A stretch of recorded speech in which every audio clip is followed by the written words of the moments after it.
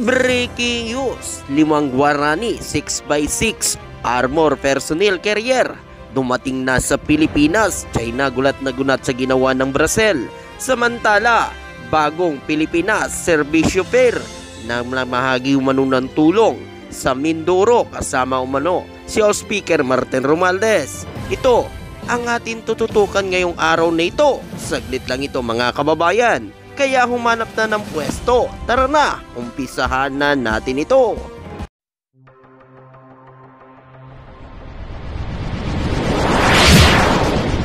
Trupang Ilonggo, Please subscribe and like. and share. Layunin na mapalakas pa ng Pilipinas ang mga kagamitan pandigma. Kumuha umano ang Pilipinas, ang Philippine Army na nakatanggap umano ng unang batch na Guarani 6x6 Well Armor Personnel Carrier mula sa Elbit System. Ayon pa dito, nagmula ito sa Brazil.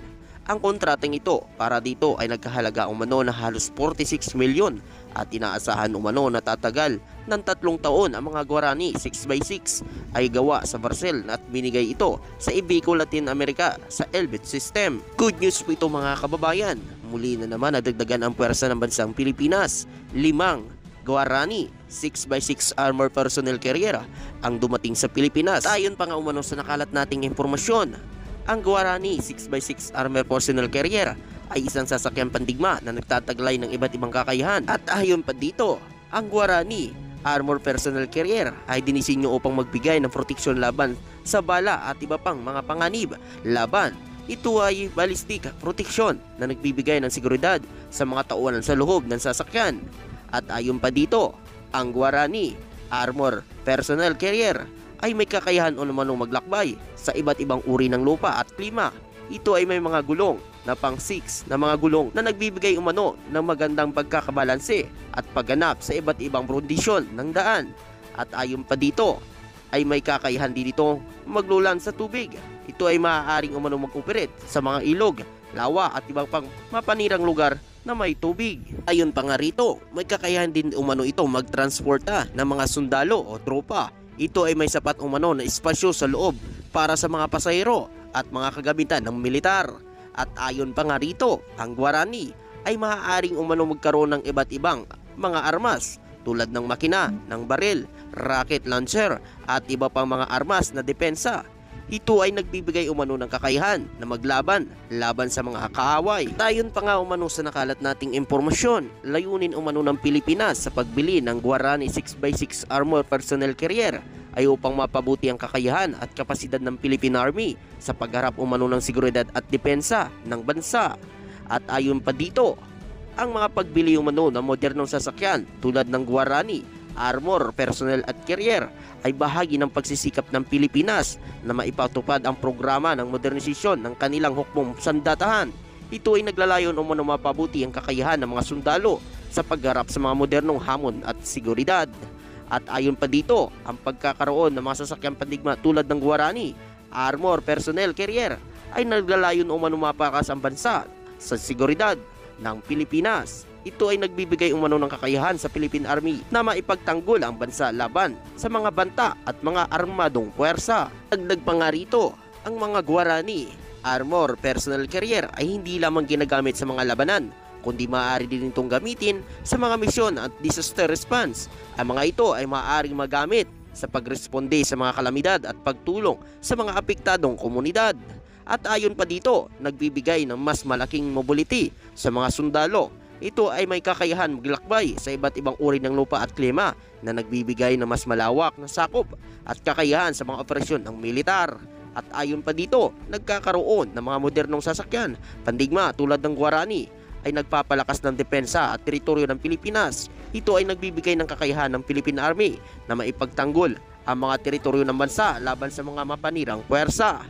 Ang pagbili umano ng mga Guarani 6x6 Armor Personnel Carrier ay bahagi umano ng pangkalahatang pagsisikap ng Pilipinas na mapabuti umano ang kakayahan ng kanilang hukbong pansandatahan at mapanatiling ligtas at maipagtanggol ang bansang Pilipinas. At ayon pa nga umano sa nakalat natin na impormasyon, ang pangunahing armament nito ay isang 30mm Enki 4 Bassmaster autocannon.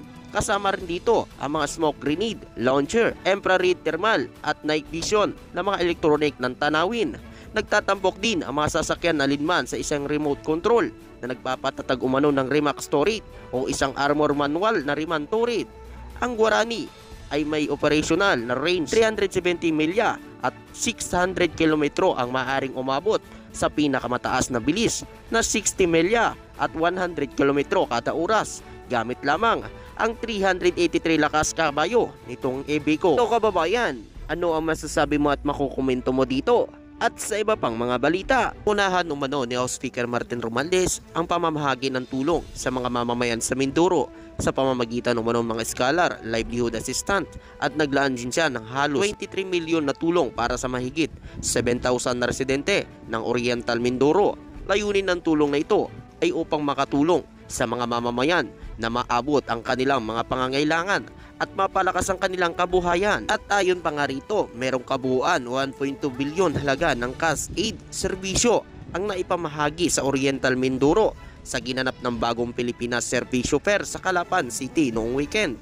Sinabi umano ni House Speaker Martin Romualdez na ang service fair lalawigan ay resulta ng panawagan ni Pangulong Ferdinand Marcos Jr. na gawin mga accessible ang mga serbisyo ng gobyerno at pinakamaraming Pilipino hanggat maaari.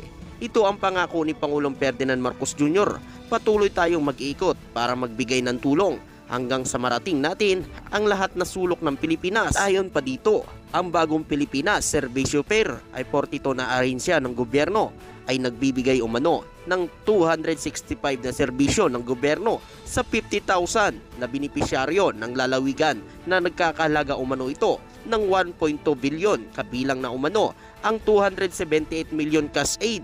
Kasama sa cash aid na ito ang 62 milyon payout na 28,000 beneficiaries ng assistant ng individuals ng krisis ng sitwasyon at ang payout ng Department of Labor Employment ng 9,000 beneficiaries na apektado ng oil spill dulot ng paglubog umano ng Princess Empress. At ayon pa nga dito, sinabi umano ni House Speaker Martin Romualdez na ang Philippine Center for Service Development, ang mechanization, ay mamamahagi umano 145 milyon na agri-makinarya at 50 cooperative at asosasyon ng mga magsasaka sa ilalim umano ng Rice Competitiveness Enhancement at Fund Mechanization Program na nilikha sa ilalim umano ng Rice Tarification Law. Ito'y isa sa mga pangako ni Pangulong Ferdinand Marcos Jr. na matulungan umano ang pangangailangan ng mga mamamayang Pilipino. Lalo pa ngayon itong ating mga kababayan na apektado umano ng oil spill dito sa Mindoro. At ayon pa nga umano kay House Speaker Martin Romualdez, nagdaragdag umano ng higit pang mga programa ang service fair upang isama ang tulong para sa mga cooperative na mga magsasaka. Ang mga agri-machineries na ito ay nakakatulong umano sa mga magsasaka na magdadagdagan ang kanilang ani.